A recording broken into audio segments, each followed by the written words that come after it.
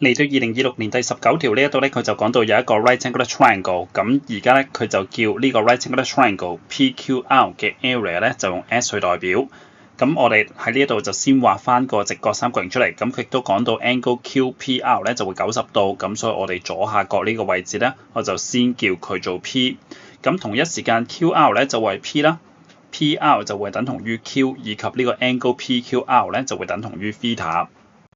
咁呢一度咧，我就希望同學就知道，如果我哋對應住一個直角三角形，咁假如佢個 hypotenuse 係 r 的話，咁你對面呢條邊咧就可以直接寫做 r sin theta， 咁而底下呢一條邊咧就會等同於呢個 r cosine theta。對應住翻我哋左手邊呢個三角形嚟講，我哋今次 hypotenuse 咧以下呢個位置就會係 P， 咁所以 QP 咧就會係底下嗰條邊啊。咁所以而家 QP 咧就可以寫做 P cosine theta。咁而對於呢一個 triangle 嘅 area， 咁你就用翻底乘高除2啦。咁所以呢個 S 咧就會等同於 Q 再乘翻 P cosine theta 再 over 2。咁你執翻靚佢咧就會等同於呢個1 over 2再乘翻呢個 PQ cosine theta。咁因此呢一條答案咧就自然會等同於 C 啦。